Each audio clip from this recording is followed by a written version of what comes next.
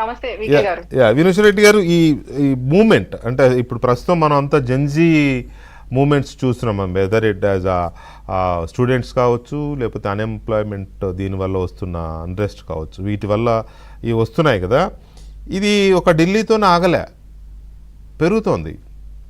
ఢిల్లీలో ఏ రకంగానైతే వాటర్ కెనాల్లో అవి ప్రయోగించారని చెప్పి ప్రభుత్వం మీద విమర్శలు వచ్చాయో, ఇవాళ జార్ఖండ్లో అదే విమర్శ కనబడుతోంది. అక్కడ కూడా చాలా దారుణంగా స్టూడెంట్స్ని కొట్టారు, యూత్ని కొట్టారు. సో ఈ ఉద్యమాలన్నీ అడ్రస్ చేసే తీరు ఇదేనా?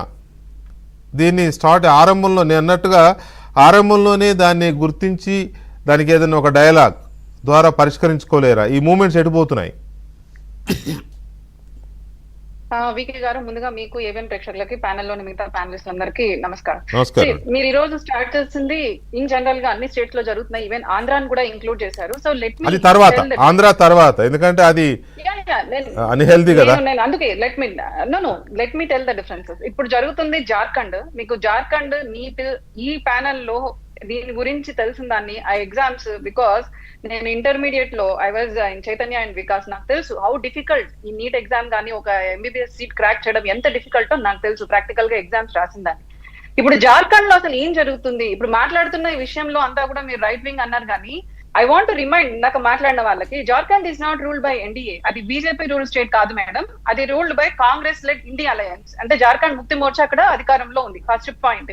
అక్కడ నిరసనను అనుస్తోంది రైట్ వింగ్ భావజాలమో, లేకపోతే 2014 లో ప్రభుత్వంలో అధికారంలోకి వచ్చిన ప్రభుత్వమో కాదు. ఫస్ట్ ఇక్కడ మన పాయింట్ ఆఫ్ డిస్కషన్ జార్ఖండ్ లో అసలు ఏం జరిగిందో మీరు తెలుసుకోవడానికి కూడా ప్రయత్నం చేయలేదని నాకు ఇక్కడ అర్థం అవుతుంది. రెండింటికి డిఫరెన్సెస్ నేను చెప్తాను, నాకు కొంచెం టైం ఇవ్వండి. జార్ఖండ్ పిఎస్సి కమిషన్, ఇంకొకటి జార్ఖండ్ స్టేట్ కమిషన్, ఈ రెండు ఎగ్జామ్స్ జరిగాయి.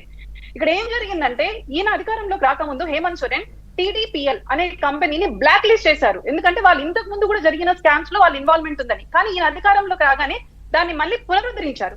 ఇంకొకటి ఏంటంటే, హేమంత్ సోరెన్ గారు ఈడీ ఎంక్వైరీ ఫేస్ చేసినప్పుడు ఉమాశంకర్ అనే వ్యక్తితో వాట్సాప్ చాట్స్ బయటపడ్డాయి. ఆయనను కూడా ఇన్వాల్వ్ చేయడం జరిగింది. వీళ్ళకి ఇచ్చారు ఈ ఎగ్జామ్ కండక్ట్ చేయడానికి అధికారం. వీళ్ళు 40 లక్షలకి ఒక్కొక్క పేపర్ అమ్ముకున్నారు, ఓఎంఆర్ షీట్స్ అని. వాళ్ళ మీద ఇప్పుడు ఆరోపణలు. ఎందుకంటే నేను ఒక ఎగ్జాంపుల్ చెప్తాను వినండి. 299.175 300 మార్కులకు వచ్చిన విద్యార్థినికి రిక్రూట్మెంట్ రాలేదు. మీకు మార్క్స్ ఇచ్చారు అంతే, మీకు అక్కడ ర్యాంక్ లిస్ట్ రాలేదు, మెరిట్ లిస్ట్ రాలేదు. మీరు డైరెక్ట్ గా మీకు రిక్రూట్మెంట్ మీ ఇళ్ళకి వచ్చాయి కొంతమందికి. దీనికోసం విద్యార్థులు రోడ్ల మీదకి వచ్చారు.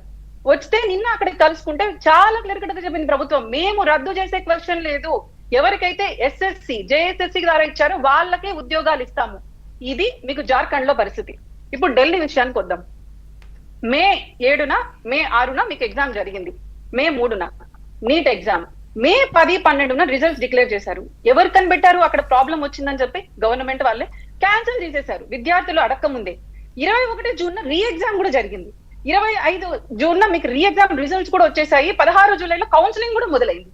20 జూలైన మాన్సూన్ స్టార్ట్ అయింది. మరి మేలో మీకు స్టార్ట్ అయ్యి మే 11న క్యాన్సిల్ చేసింది ఎవరు? వికే గారు, ప్రభుత్వమే క్యాన్సిల్ చేసింది. డిఫరెన్స్ ఉంది కదా. అప్పుడు రాలేదు రోడ్ల మీదకి. కరెక్ట్ గా మాన్సూన్ సెషన్ స్టార్ట్ అయ్యే ముందు విద్యార్థులు వచ్చారు. నేను విద్యార్థుల తరపునే మాట్లాడతాను. నాకు తెలుసు ఎంత కష్టమో సీట్ తెచ్చుకోవడం. కానీ ఇక్కడ మీరు జార్ఖండ్ లో విద్యార్థులకి, మీకు ఢిల్లీలో విద్యార్థులు ఇద్దరు విద్యార్థులే. కానీ జార్ఖండ్ లో విద్యార్థులు చూస్తే మీరు ఏ పొలిటికల్ పార్టీ వాళ్ళని వాళ్ళు ఎంటర్టైన్ చేయట్లేదు, ఇంక్లూడింగ్ బీజేపీ వాళ్ళను కూడా. వాళ్ళు కేవలం మన జాతీయ జెండా పట్టుకున్నారు, వందే మాతరం స్లోగన్స్ అంటున్నారు, జై హింద్ అంటున్నారు. కానీ ఇక్కడ ఢిల్లీలో ఏం జరిగింది?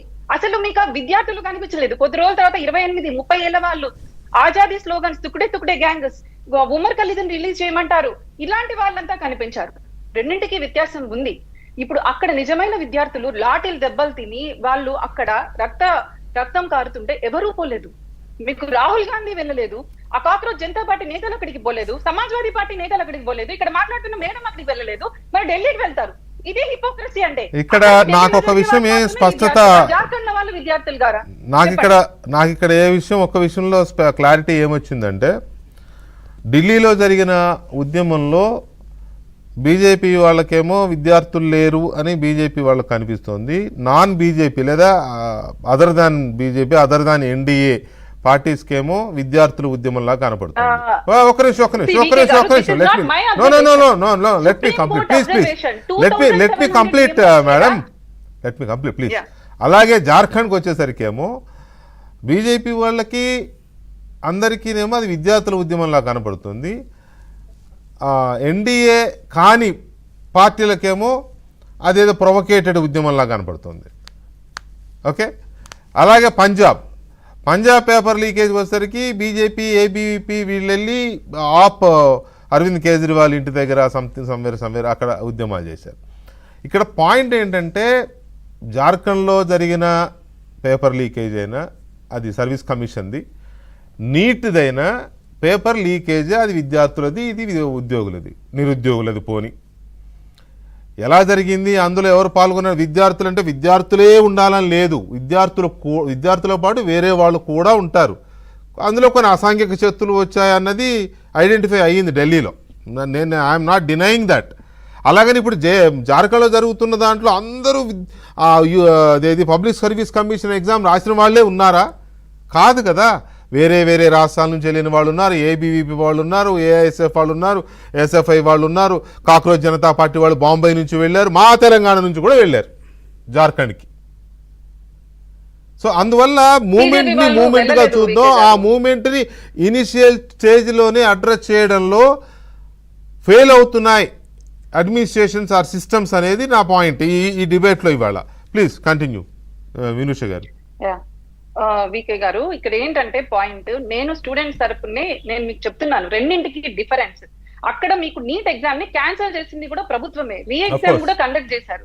యాజ్ ఎ డాక్టర్ నేను చెప్తాను, మీరు వినండి. నేను 2003లో ఎంబీబీఎస్ ఎగ్జామ్ ఇచ్చాను. మీకు తెలుసో తెలీదో, అప్పుడు ఎగ్జామ్ రాసినప్పుడు నేను 2010 లో ఎయిమ్స్ ఎగ్జామ్ రాసినప్పుడు నేను పీజే చండీగఢ్ లో టాప్ 5th ర్యాంకర్ ని, సెయింట్ ఆన్స్ లో నేను టాప్ 1st లో వచ్చాను. ఎయిమ్స్ అంతకు ముందు రాస్తే కూడా నేను కంటిన్యూస్ గా ఎప్పుడు టాప్ స్కోరర్ ఉండేదాన్ని.